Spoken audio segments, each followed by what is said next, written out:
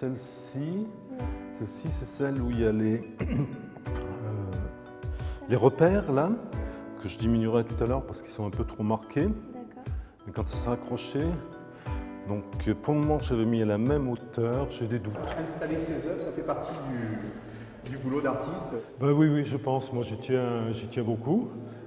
Parce qu'il y a quand même le lieu qui a une importance, même si ces dessins sont relativement autonomes, il faut qu'ils soient présentés aussi en fonction du lieu, oui, bien sûr. Je considère mes œuvres comme étant pas fermées. Les positionner, c'est aussi s'interroger en permanence sur l'efficacité maximum, si on peut dire comme ça en termes économiques. Bon, puis j'aime jouer aussi, hein, là, ici, ça s'y prête beaucoup. La morphologie de la salle d'expo m'indique des choses auxquelles je n'avais pas pensé en atelier. Il y a un côté jeu aussi, il y a un côté je découvre, je cherche des choses.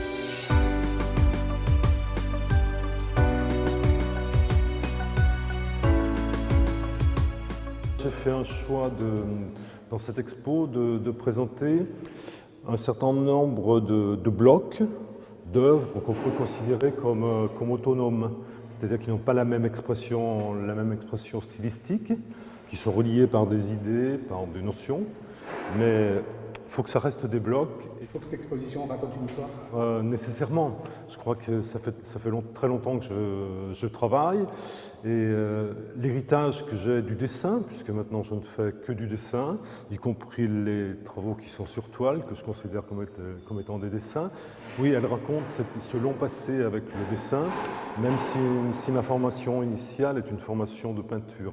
J'ai passé 40 ans dans cette école d'art.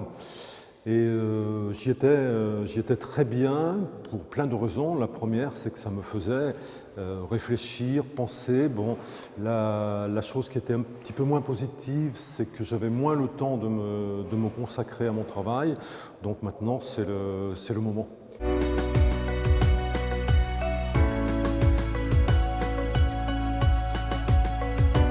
L'intitulé, c'est l'expérience du dessin.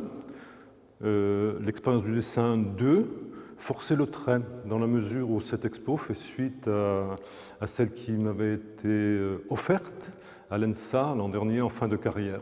Bon, ce sont des matières assez traditionnelles, hein. La plupart des travaux sont faits sur papier, hormis celles que vous avez derrière vous qui sont des dessins sur toile.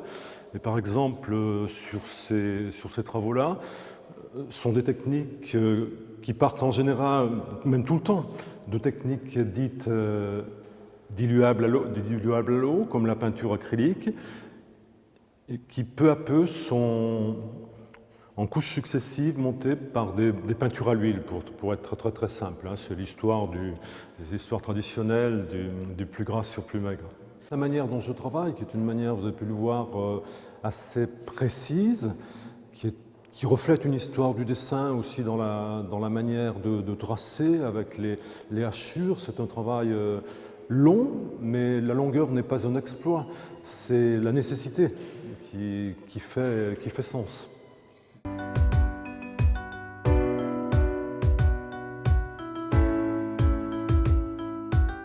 Sur les méduses, là, il y a une raison extrêmement profonde. Il y a au départ des textes que j'avais lus sur la mythologie grecque qui m'ont beaucoup intéressé sur le sens que pouvaient avoir ces formes-là, autant dans la séduction, dans l'attraction, dans la répulsion, que sur l'objet même, méduse. Je trouve ça assez fantastique, une méduse dans l'eau, et très inquiétant en même temps. Bon, en tout cas, c'est un objet chargé érotiquement.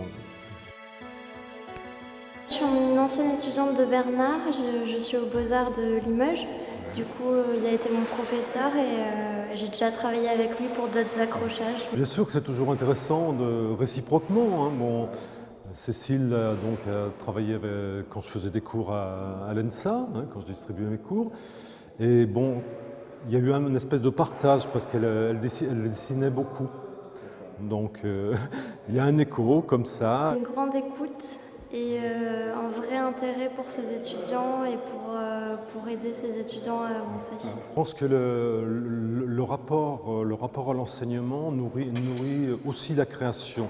Bon, c'est vrai que nous, en tant qu'enseignants, on dispose d'un potentiel comme ça de savoir, bien évidemment, mais je crois que les problèmes rencontrés dans l'enseignement supérieur, les problèmes plastiques, les problèmes de réflexion, nourrissent aussi quotidiennement les recherches, ou en tout cas les font évoluer.